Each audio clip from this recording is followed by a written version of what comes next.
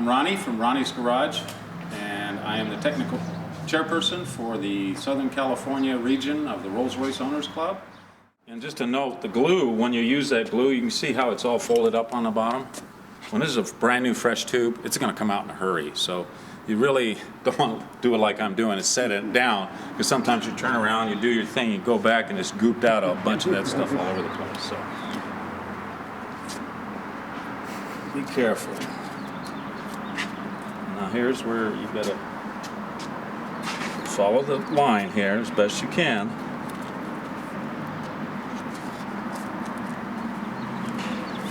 See how that looks there? Mm-hmm. Nice curve to it.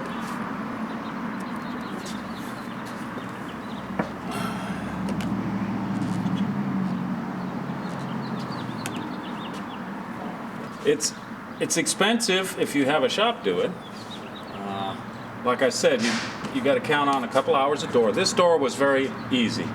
Normally you will spend an hour at least just getting the old seal off and all the glue.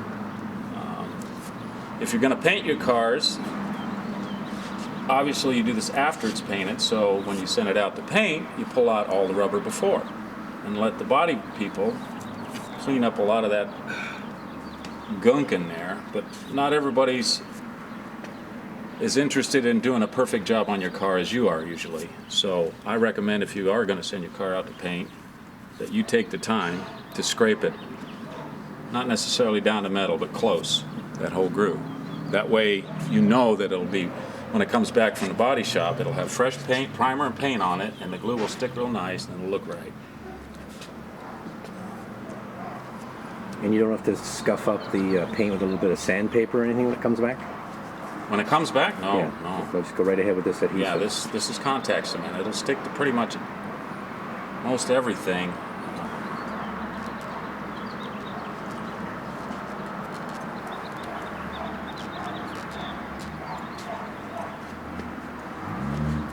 Once this glue starts getting out a bit, you see it's got all these little strings and things, so you got to be careful on those. You don't get them on, especially this kind of color of interior, because once you start taking chemicals to that, it'll take the color off.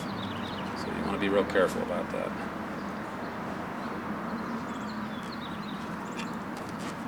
So there are a lot of profiles of this rubber if you start looking on their website that you can use. I've chosen this one because it fits in this groove perfectly. It comes out far enough to reach this. This section right here is where most of your wind noise occurs, and a lot of times these window frames are kind of bent. They'll be bent out or in, and you'll have different varying gaps. And when you use the replacement part ones, usually in this section you have to plan it out, and you have to put strips of rubber underneath this section because it won't come all the way out and seal against here. So you have to shim it essentially. That's why I like this nice soft foam that sticks out a lot to use. Now on this bottom section right here, you notice I didn't go all the way with this because we have to kind of miter this. Once again, the long pointed side has to face inward. So this is going to go in here. And if you want to take the time, which I don't usually, this is a hard corner to miter, you can, but I usually just cut it off. So it's I don't know what kind of joint they would say. So it just sits like that basically. If you really want it perfect, you can take that time. As you can see, that this plate right here is not really affecting anything right here. And just a note, these screws usually get rusted. Yep. Usually you pull this off and you go, oh my God, there's holes in there from rust, because the water, the door seals over the years have failed, it's leaked in and it collects here, and that's what happens. Now if you can get that camera down here, you'll see where, right here, this rubber, when it's facing up, has to go all the way in and butt against that section. This is a hard section to get to. Is there a rag over there? Somebody can grab me a rag real quick.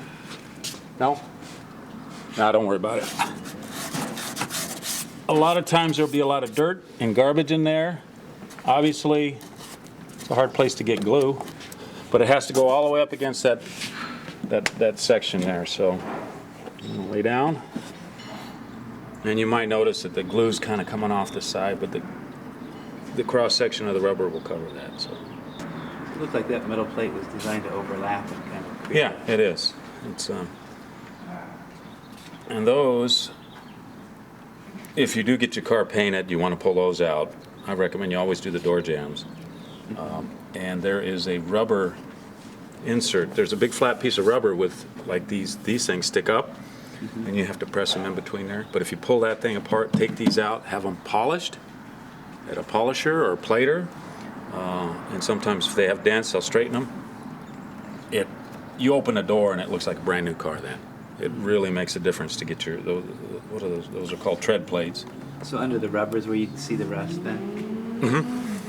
Yeah, the rubber holds in the water. So what do? You have to cut it out and weld in a new piece or something if you have those holes? You do what your budget determines, usually.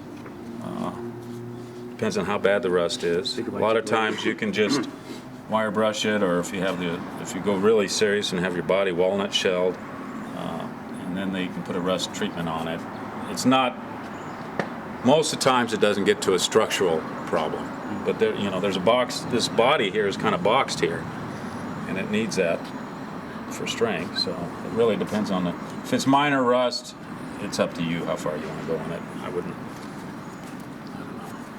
It's a personal choice, and But once again, like I said, it's a rusty that budget. the screws won't bite into anything? Well, the screws, actually, I think there's little nuts that are caged in there. Oh. So, yeah, you have to deal with that as you find it. Let's see, make sure we get this right. I don't want to do it twice. And it's important when you put this glue on that you don't put so much on there that you have like big globs. You want to spread it out, kind of like I did. It dries faster, you get a better surface area. If you put it on there when it's wet, a lot of times you'll come back and it'll pop out. And as you saw, I didn't wait as long as on some of the sections. You get a feel for how tacky it is and how it's going to grab. It's pretty good stuff. So is this the same profile as what you put up there, or is it a different one? It's the same profile all the way down here. The only different part is on the A post and B post, where the door goes this way against it. It squeezes, whereas here it kind of goes that way. Yeah. So I'm going to do this whole section at once.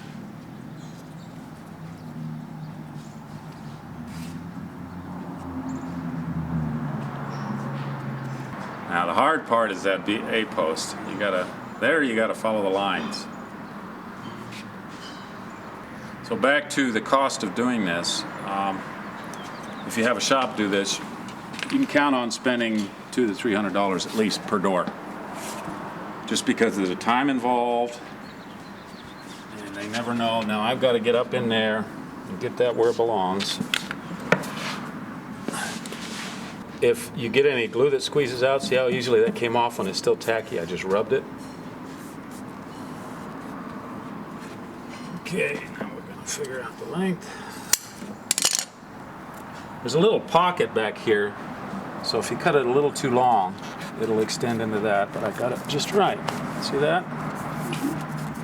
You see how far this sticks out? Your door is going to be right up. It's going to pull it up like this. So you can have a nice seal on that. Now we can figure out where I want this. That's about right. Well, since it's set, I didn't even put glue on that. It'll never stick.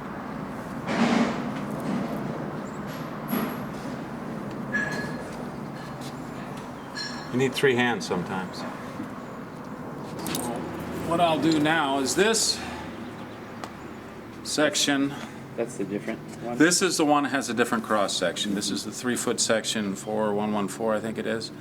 Has a different profile, and I use this one instead of the other one because this one's a little too thick and it makes it too hard to close the door.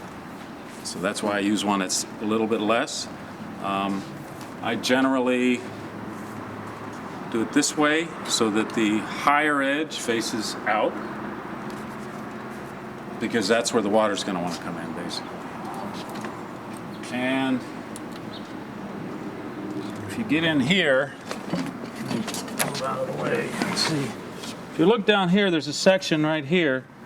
It comes down, and you're going to go right where this yellow line is, where the old one is, and you're going to try to go down and meet this other rubber there. So it's not a real major deal. You don't hardly ever get any wind noise down there. It's always up around here. So you're going to want to take it and bend it. And you're going to want to follow this line like this. Let me get this right. This. And do that S's. And I usually bring it up to here. Right up to this little joint here. And I bring this one down so that it just meets it. Okay?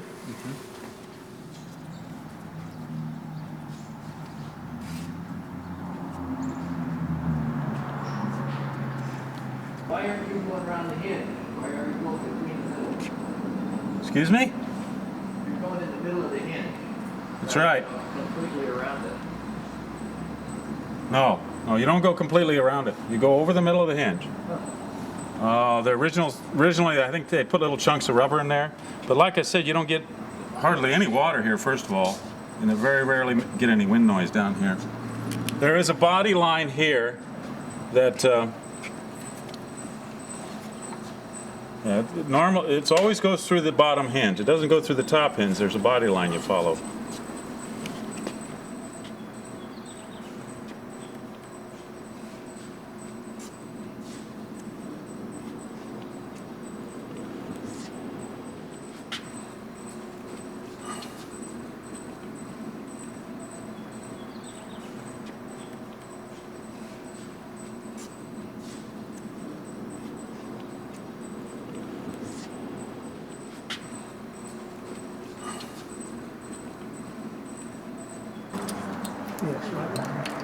Yes.